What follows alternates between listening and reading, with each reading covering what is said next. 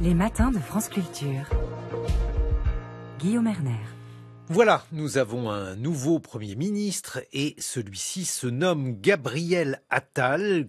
Que faut-il attendre de cet homme? Pour en parler, nous sommes en compagnie de Nicolas Rousselier. Bonjour Nicolas Rousselier, vous êtes historien, Oui, professeur d'histoire politique à Sciences Po. On vous doit notamment un livre qui est désormais un classique, La force de gouverner, le pouvoir exécutif en France, aux éditions Gallimard. Claire Gatinois, bonjour, vous êtes journaliste au service politique du Monde. Comment pourrait-on présenter Gabriel Attal ? Alors Gabriel Attal est de fait présenté par l'Élysée un peu comme l'incarnation de la génération Macron.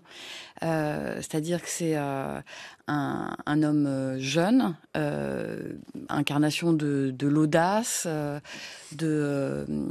et surtout effectivement qui correspond tout à fait au profil un peu macroniste dans son parcours idéologique. C'est-à-dire c'est quelqu'un qui vient de la gauche, qui a été conseiller de Marisol Touraine, qui a milité au Parti socialiste dans sa première jeunesse, on peut dire, et qui aujourd'hui, au sein du gouvernement, et en particulier lorsqu'il a pris la tête de l'éducation nationale en juillet dernier, a mis en œuvre une politique qu'on pourrait plutôt qualifier de droite, avec d'entrée l'interdiction de l'abaya, avec un discours très axé sur l'autorité, le retour de l'autorité du professeur, des savoirs, donc qui montre un petit peu cette malléabilité idéologique de la Macronie.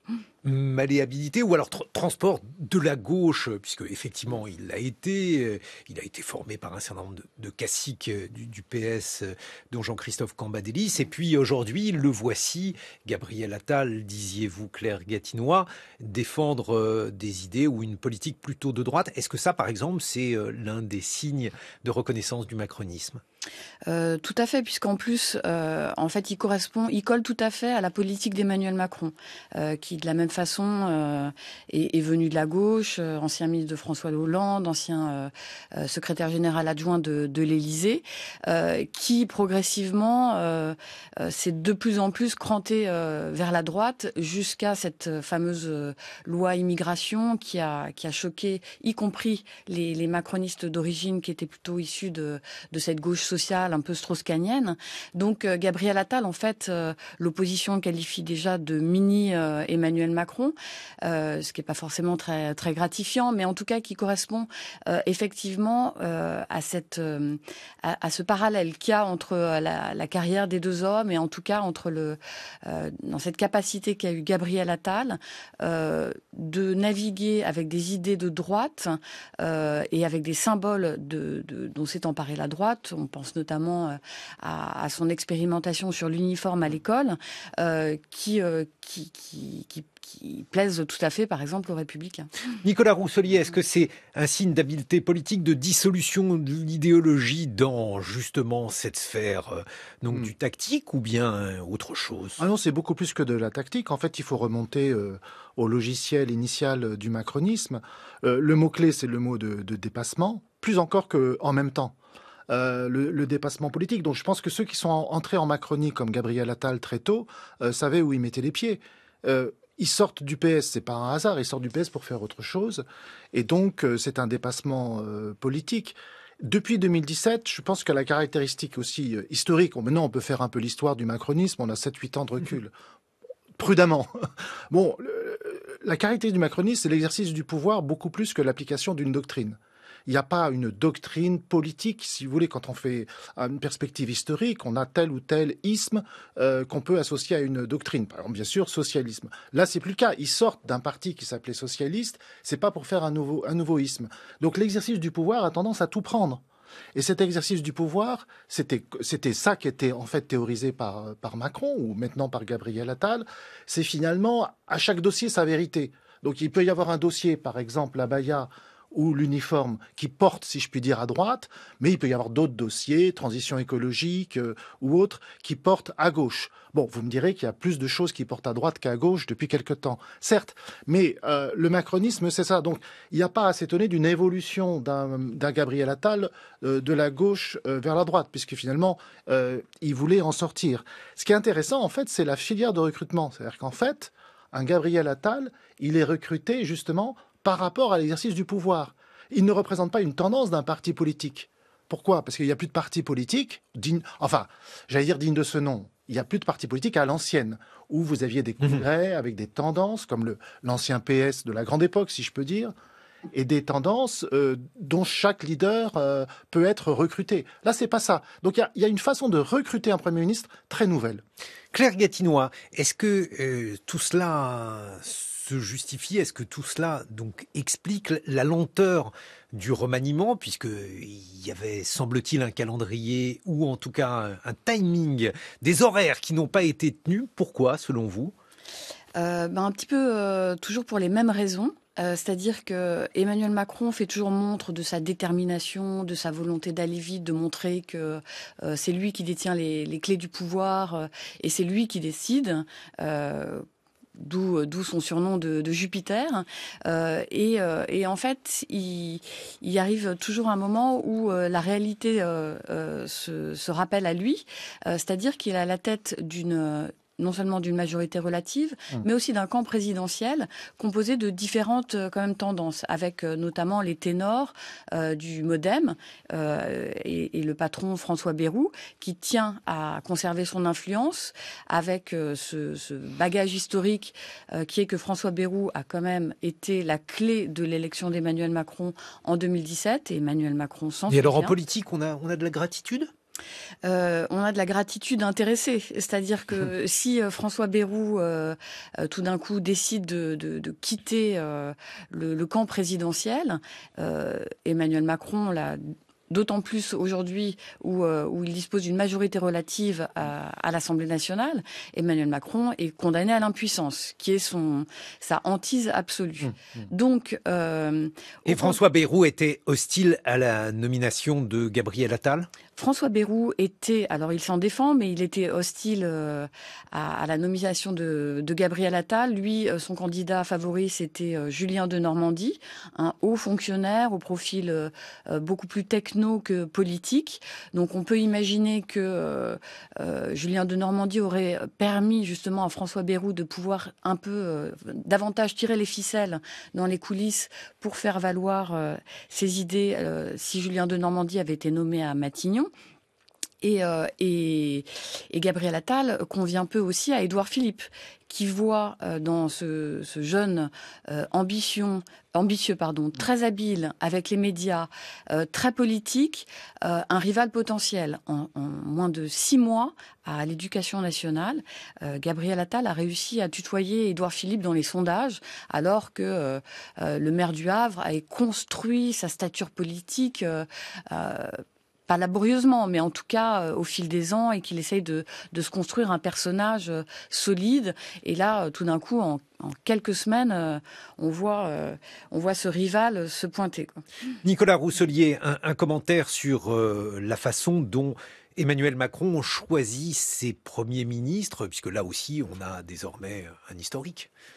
Oui, alors il y a un atout en fait dans le macronisme, et c'est qu'effectivement, du coup, avec une doctrine qui n'est pas vraiment caractérisée, il y a une souplesse dans le choix. Donc on peut choisir aussi bien des hauts fonctionnaires pas forcément très connus comme Jean Castex, ou bien un personnage beaucoup plus politique, puisqu'on ne cesse de le dire depuis la nomination, et à juste titre, que Gabriel Attal a un profil plus politique. Donc d'un côté, c'est un atout de souplesse. Finalement, ça élargit le choix, la palette.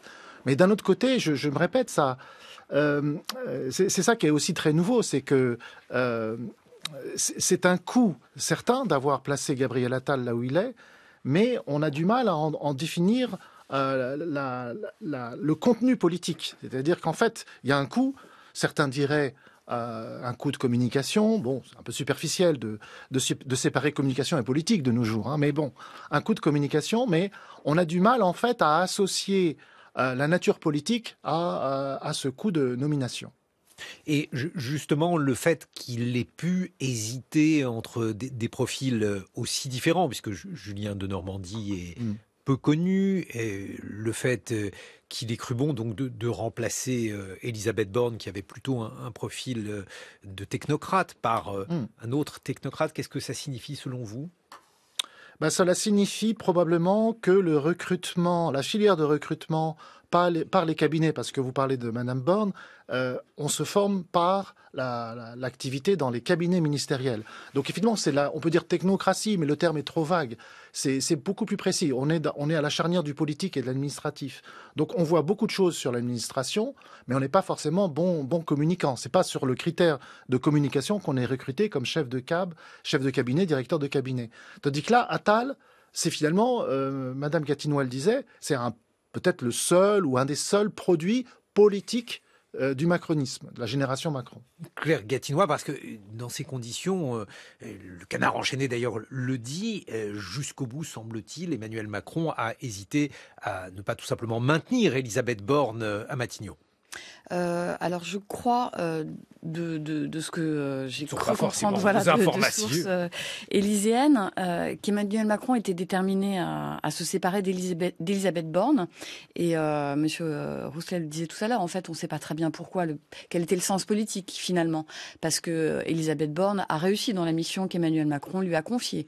Elle a, on l'a beaucoup dit, avalé beaucoup de couleuvres puisqu'elle se présentait comme une femme de gauche et elle a mené une politique plutôt de droite, ou en tout cas pas très sociale, avec d'abord la réforme des retraites, puis cette loi immigration qui emprunte quand même beaucoup de thèmes à l'extrême droite, et notamment cette notion de préférence nationale. Donc pourquoi se séparer d'Elisabeth Borne ? A plané dans l'atmosphère l'idée qu'Emmanuel Macron voulait son confort personnel, en fait. Il s'entendait pas très bien avec Elisabeth Borne. Il voulait quelqu'un avec qui la complicité serait plus aisée. Et puis il y a cette crise liée au projet de loi immigration qui fracture et qui déchire complètement le camp présidentiel, où sortent quand même des macronistes historiques tels Philippe Grandjean, qui vient quand même de la gauche sociale. Donc là, Emmanuel Macron se rend compte qu'il est obligé d'agir, de faire quelque chose pour impulser un nouveau souffle. Claire Gatinois, journaliste au Monde, Nicolas Rousselier, historien. On se retrouve dans une vingtaine de minutes pour évoquer ce que Gabriel Attal va faire à Matignon. 6h30, 9h, les matins de France Culture. Guillaume Erner. Quel bilan pour Emmanuel Macron et Elisabeth Borne? Pour en parler, nous sommes en compagnie de Claire Gatinois, journaliste au service politique du Monde, mon camarade Jean Lémarie, et Nicolas Rousselier, historien, professeur d'histoire politique à Sciences Po. On vous doit La force de gouverner le pouvoir exécutif en France, aux éditions Gallimard. Alors justement, ce pouvoir-là, Elisabeth Borne, un bilan, Nicolas Rousselier, si vous deviez nous dire quelle fut sa pratique du pouvoir. Je dirais du point de vue des institutions et de sa pratique institutionnelle qu'il y a ce contraste entre ce qu'elle a constamment mis en avant, à savoir qu'elle avait réussi à faire des majorités d'idées. C'est-à-dire qu'elle a réussi à faire travailler le Parlement sur un grand nombre de textes. Elle dit 50 ou 60 lois qui ont été votées malgré la difficulté, c'est-à-dire malgré la majorité relative. Donc, à l'été 2022, quand on prédisait le pire pour ce nouveau Parlement, on a beaucoup exagéré. C'est du cabotage, c'est-à-dire qu'effectivement, c'est de l'IKEA, c'est-à-dire on prend, on bricole. Alors, et c'est là la limite, c'est-à-dire que ce bricolage ne passe pas la rampe. Ce bricolage n'a pas imprimé dans le public, parce que ce qui est imprimé dans le public, c'est au moment des lois de finances, et pire, au moment de la réforme des retraites, je dégaine le 49.3. Donc le 49.3 n'a jamais eu autant de succès public, si je peux dire, n'est jamais aussi bien connu des Français qu'avant. Donc tous les Français sont devenus constitutionnalistes grâce au dégainage, le fait d'avoir multiplié 49.3. Mais justement, vous qui l'êtes un peu plus que nous, oui, constitutionnalistes. Oui, on peut dire, en essayant de prendre du recul, c'est un peu injuste probablement pour Madame Borne, parce que elle a fait le job.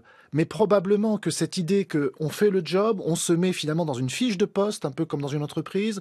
Donc on remplit un cahier des charges qui a été fixé par quelqu'un d'autre et on fait pas autre chose.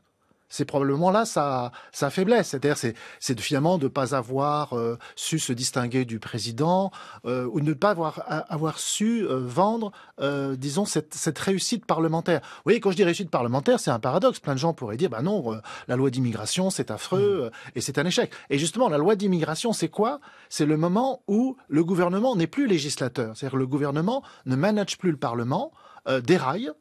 déraille dans sa capacité à contrôler le Parlement. Et je pense que c'est ça qui a mis à mort, entre guillemets, politiquement Madame Borne, pour Emmanuel Macron. C'est-à-dire qu'Emmanuel Macron a probablement détesté se faire imposer une loi qui est maintenant votée et qui sera peut-être retoquée par le Conseil constitutionnel, mais qui est une loi dans laquelle il y a plusieurs articles qui sont que M. Macron rejette.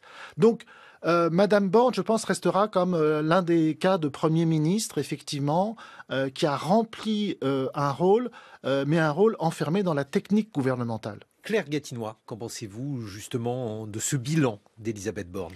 Alors j'ai l'impression qu'Elisabeth Borne a fait elle-même le bilan de son action là de ces 20 mois à Matignon lorsqu'elle a expliqué au lendemain de l'adoption du projet de loi immigration qu'elle était gorgée du sentiment de devoir accompli.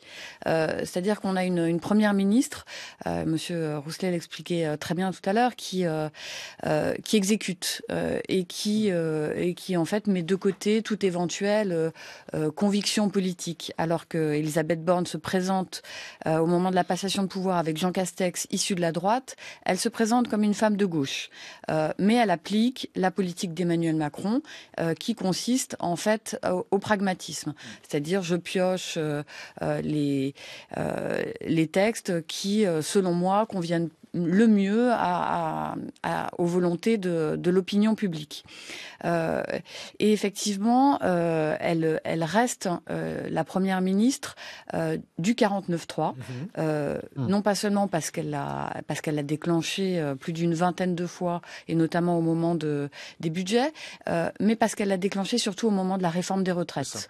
Et à ce moment-là, le 49.3 devient un objet politique. Et Elisabeth Borne est marquée par ce 49.3, qui est le symbole finalement de l'autorité et de l'exercice du pouvoir d'Emmanuel Macron.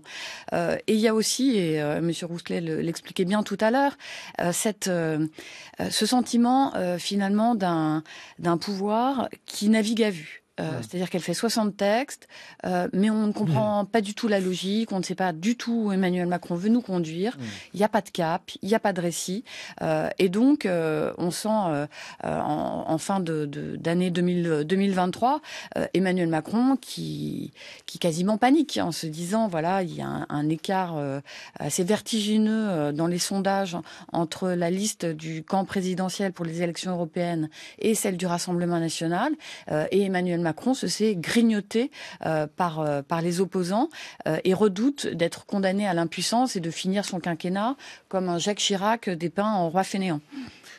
Jean Lémarie, votre bilan à vous? Sans faire un bilan global, et puis je le fais un peu chaque matin, au fil des derniers mois, mais je voudrais rebondir à la fois sur ce que disait Nicolas Rousselier et sur ce que Claire Gatinois vient de dire sur la multiplication des 49.3, parce que il faut vraiment comprendre que ça a laissé des traces considérable, et dans l'opinion, et à l'Assemblée nationale parmi les députés, parce que ce qui est en cause, le point d'interrogation, c'est le rôle du Parlement. À quoi ça sert ? À quoi ça sert d'élire des députés ? Quand on est député, à quoi ça sert de voter, de débattre parfois pendant des heures, dans des conditions extrêmement difficiles, dans une tension extrême qu'on a relatée ici jour après jour, avec une Assemblée extrêmement polarisée ?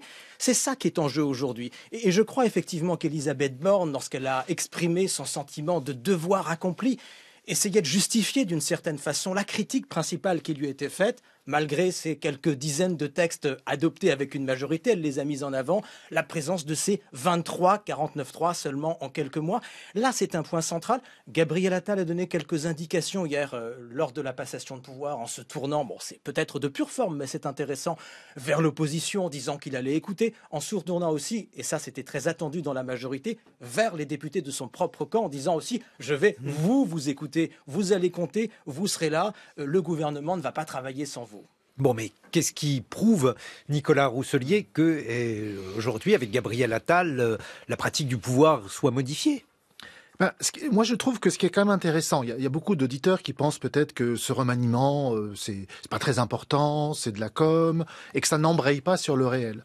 En tout cas, il y a beaucoup de journaux qui le pensent plutôt. Oui, c'est tout à fait logique si vous voulez, de médire ou de repousser ça d'une pichenette. Mais de relativiser.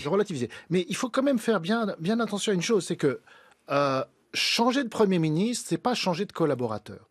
Moi, je vais contre l'idée que le Premier ministre est devenu un collaborateur et que finalement, même l'idée un peu simple de hyper-président soit valable.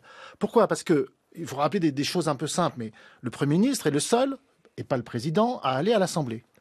À l'Assemblée, il faut faire voter des lois, je dirais, d'un point de vue un peu technique, c'est ce qu'a fait plutôt bien Madame Borne, mais il faut aussi embarquer. Il faut embarquer sa majorité, il faut embarquer ses partenaires. Pourquoi pas élargir sa majorité par l'éloquence aussi, l'éloquence politique. Donc Gabriel Attal, on peut essayer de le créditer de ça, peut-être que ça ne marchera pas, pourrait ramener l'éloquence au centre de la politique. Deuxième chose, un Premier ministre, c'est lui qui mène aussi des campagnes électorales. Il ne va pas être tête de liste du camp présidentiel aux européennes, mais il sera de fait le chef de file, le leader politique. Un leader politique, ça fait des meetings, ça va faire des débats télévisés. C'est Attal qui fera des débats télévisés contre Bardella ou d'autres. C'est pas le président de la République. Donc on a oublié un petit peu dans l'expression qui est valable pourtant, l'expression de monarchie républicaine, on a oublié aussi l'idée que le président est un monarque. Et monarque, ça veut dire celui qui se retire de l'arène, qui prend de la distance, qui ne se mouille pas les mains, qui ne met pas la main dans le cambouis. Donc c'est Attal qui va faire le cambouis, et en ce sens, ça donne de la substance au rôle de Premier ministre. Après, ça marche pas. Hein. Jean Lémarie. Mais Nicolas Rousselier, vous croyez vraiment que le président de la République va cesser de mettre les mains dans le cambouis ? Il ne fait que cela, il règle le moindre boulon. Oui, bien sûr. Il fait la stratégie, il définit le cahier des charges, la feuille de route, mais il n'empêche que c'est un peu comme au théâtre, vous avez un vrai rôle substantiel du Premier ministre. On est dans une monarchie à deux têtes, à double exécutif. Bien sûr, il y a une hiérarchie entre les deux, et vous avez eu raison dans votre papier peut-être pas jumeaux d'ailleurs, c'est plus un mentor et un petit frère. Hein, donc je préfère petit frère que jumeau, et c'est assez nouveau, puisque maintenant c'est Macron qui va jouer le rôle de mentor, donc de plus âgé par rapport à plus jeune. Mais une autre remarque que l'on peut faire, c'est cette idée de vision du monde. C'est-à-dire, il faut un cap, il faut une vision du monde. Il faut se poser la question de savoir si c'est pas une réflexion de vieux, si vous me permettez, Jean Lémarie, et ça vaut évidemment encore plus pour moi. Une réflexion de vieux, c'est-à-dire de personnes qui ont été habituées aux années 70, années 80, 90, où la politique est attendue pour produire une vision. Par exemple, changer la société, changer la vie, pour remonter à des choses anciennes. Or, là, est-ce que le macronisme a inventé une politique pour le XXIe siècle ? Je délire un peu, hein, mais disons, par pragmatisme. Et effectivement, la politique est une façon de passer d'un dossier à un autre. C'est pas très flamboyant comme façon de faire. Mais surtout, est-ce que c'est véritablement très nouveau, Nicolas Rousselier ? Parce que on a accusé beaucoup de présidents récents d'avoir fait cela. Vous aviez la Troisième République. Dans la Troisième République, de Gambetta à Waldeck-Rousseau, vous aviez cette idée qu'il n'y avait pas une question centrale. Hein. Gambetta avait dit, il n'y a pas une question sociale, il y a des questions sociales.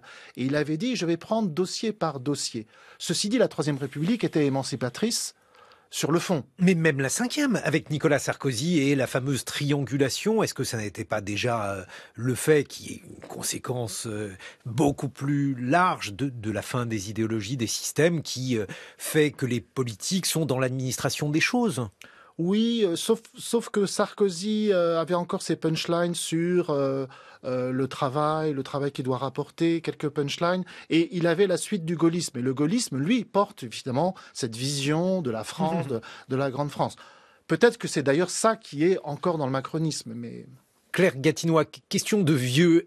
Gabriel Attal va devoir faire de la politique notamment parce qu'il y a cette situation au Parlement, et parmi les critiques qui lui sont adressées, il y a le fait d'être peu outillé, puisque on a un homme qui n'a pas été élu et qui, dès lors, pourrait avoir quelques difficulté à faire ce que pourrait faire un vieux briscard de la politique. Alors il y a un vrai enjeu effectivement, et notamment vis-à-vis de sa majorité, mais aussi vis-à-vis de ses ministres.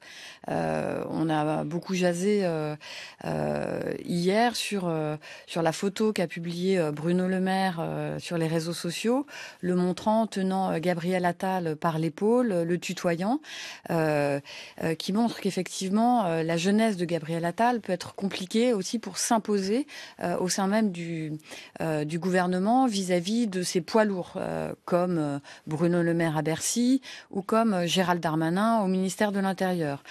Des politiques plus madrées qui peuvent déjà préparer des coups pour la suite et fourbir leurs armes pour 2027. Et s'abonner des planches, éventuellement. Exactement. Donc, Gabriel Attal arrive quand même dans une situation où effectivement il aborde quand même la face nord du quinquennat.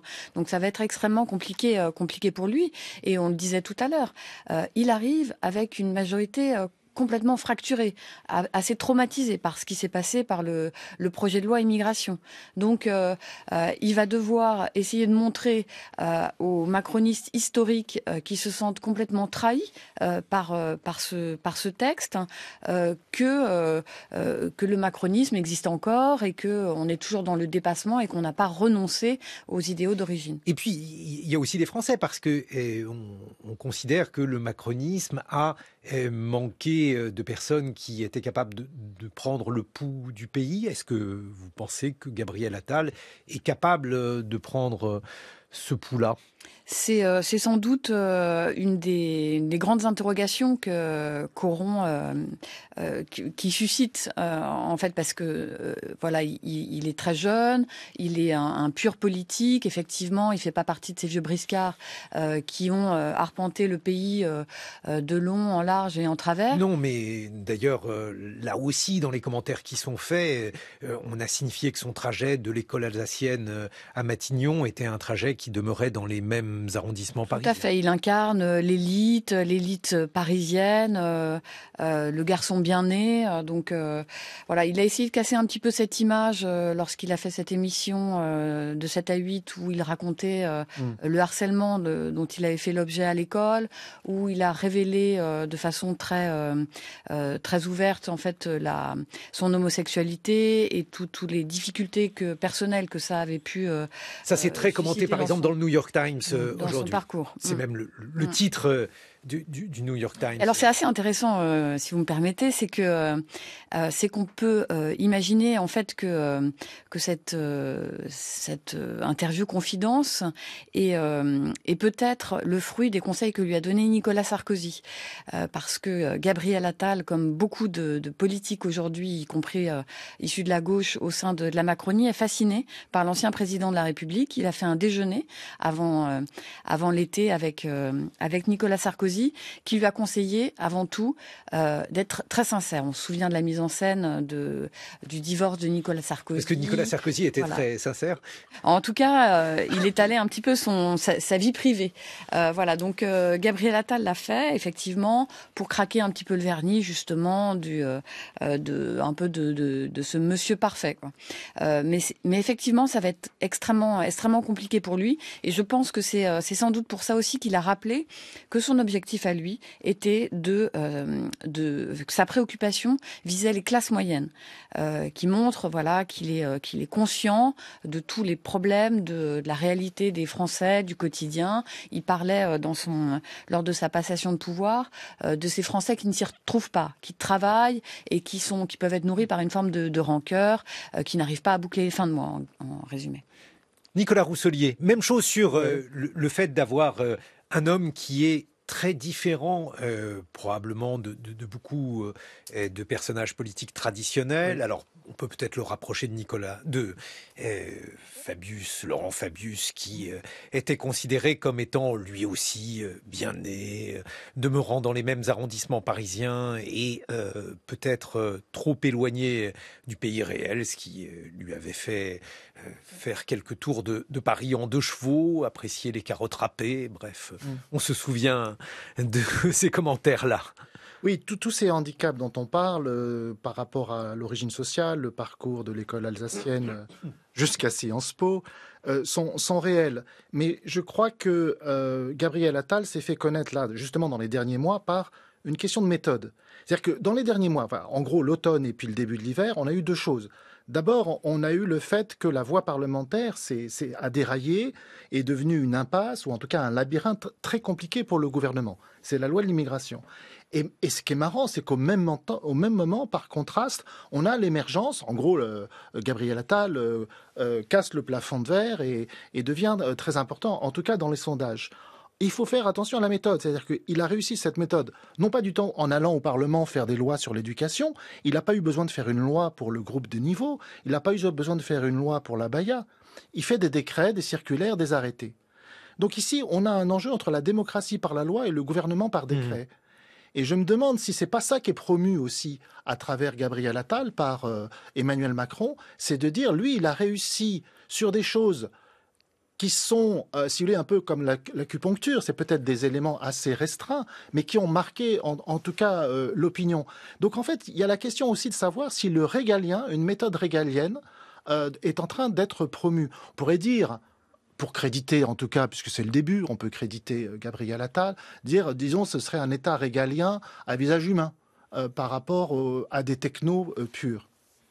Qu'en pensez-vous, Jean Lémarie? Ça peut faire ça aussi, puisqu'on fait le jeu des ressemblances et des différences entre le chef de l'État et le nouveau Premier ministre, une différence avec Emmanuel Macron, qui effectivement a toujours lui aussi prôné un pragmatisme, l'efficacité, le concret, etc., mais qui est accompagné depuis des années d'une image assez technocratique aussi. Hein. C'était Bercy, c'était tout ça, etc.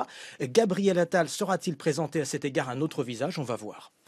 Un gouvernement, alors pour l'instant celui-ci n'a pas été nommé bien sûr Claire Gatinois, on a entendu tout à l'heure que Gérald Darmanin, dans l'entourage de Gérald Darmanin, et on expliquait que celui-ci était maintenu à son poste, autrement dit. Ce qui en soi, permettez-moi, est quand même assez rocambolesque. C'est quand même le ministre qui annonce par son cabinet son propre maintien au gouvernement. Pourquoi, d'après vous ? Parce que je pense qu'il y a beaucoup de questionnements justement sur la fidélité de certains poids lourds qui peuvent s'interroger sur l'opportunité en fait et l'intérêt politique qu'ils ont à se maintenir dans la barque macroniste au moment où elle commence à prendre l'eau. Donc Gérald Darmanin signifie bon, vous pouvez imaginer que je vais prendre la tangente pour fonder ma propre boutique et courir vers la prochaine présidentielle. Là, il dit non, je veux encore rester au gouvernement, l'heure n'est pas venue. Bruno Le Maire a fait part également de son bonheur d'être à Bercy, donc on peut imaginer qu'il va y rester. Tout à fait. Et je pense que c'est un signal aussi parce que ça montre qu'effectivement, il va y avoir un grand chambardement, en tout cas c'est ce qui est attendu. S'il n'a pas lieu, je pense qu'il y aura une grosse déception, parce qu'il y a eu cet effet Gabriel Attal qui a stupéfait pas mal de commentateurs. Donc il faut poursuivre en fait le mouvement. Et là se joue finalement, vous en parlez tout à l'heure, la capacité d'Emmanuel Macron à avoir cette espèce d'élixir de jouvence qui pourrait le relancer. Et on entend beaucoup parler de ce fameux gouvernement resserré dont on a cessé de parler lors des précédents remaniements. Jean Lémarie, je crois que vous avez fait un billet sur le gouvernement resserré. Vous croyez, Claire, à un gouvernement resserré? On entend ça évidemment à chaque fois, à chaque remaniement et depuis toujours. Exactement. Tout le monde ricane. Moi, je ne sais pas si je dois y croire. Non, c'est pas notre genre. Non, mais je ne sais pas si je dois y croire ou si je ne dois pas y croire. Mais en nommant Gabriel Attal, alors que François Bayrou voulait Julien Denormandie, il a dit voilà, c'est moi qui décide, je ne me fais pas tordre le bras. Donc maintenant, s'il parvient à faire un gouvernement resserré, ce sera la poursuite de cette volonté de montrer qu'il n'est pas dans l'impuissance et que c'est lui qui décide. Parce que jusqu'à présent, pourquoi il n'y a pas eu ces gouvernements resserrés ? Notamment parce que il y a Édouard Philippe et il y a François Bayrou qui disent oui, mais il faut respecter l'équilibre du camp présidentiel, j'ai besoin de tant de ministres de mon camp, etc. Et on se retrouve avec un gouvernement à 43 ministres dont les 3/4 sont parfaitement inconnus du grand public. Nicolas Rousselier, un mot de conclusion. Oui, c'est pas pour terminer sur une note sombre, mais c'est vrai que gouvernement resserré, moi, en histoire, ça me fait penser au gouvernement de guerre. C'est-à-dire que historiquement, le moment où on a resserré le nombre de ministres, c'était pour l'effort de guerre, 1916. Ça a commencé, c'est les Anglais qui ont commencé avec Lloyd George, et ensuite Aristide Briand, qu'on ne connaît pas forcément sur ce rôle, l'a fait aussi en 1916 en France. Puis ensuite, bien sûr, Clémenceau. Donc, regardez que les mots qui ont été utilisés aussi bien par M. Macron que Gabriel Attal, c'est le terme de réarmement, par exemple. Audace, réarmement, autorité. Et donc là, et c'est vrai que l'actualité internationale n'est pas là pour nous rassurer ou pour nous faire penser que la guerre recule. Donc, j'exagère peut-être un petit peu, mais il y a cette idée, en tout cas le vocabulaire d'Emmanuel Macron est depuis le départ un vocabulaire, on pourrait dire... Réarmement et régénération. Alors régénération, c'est un terme révolutionnaire. Le livre de Macron, au tout départ, avait été Révolution. Bon, ça peut faire rire, évidemment, mais le terme régénération est de 89. Merci à tous les trois, Jean Lémarie, Nicolas Rousselier. Je rappelle le titre de votre ouvrage « La force de gouverner le pouvoir exécutif en France », c'est aux éditions Gallimard. Claire Gatinois, on vous retrouve dans les colonnes du Monde.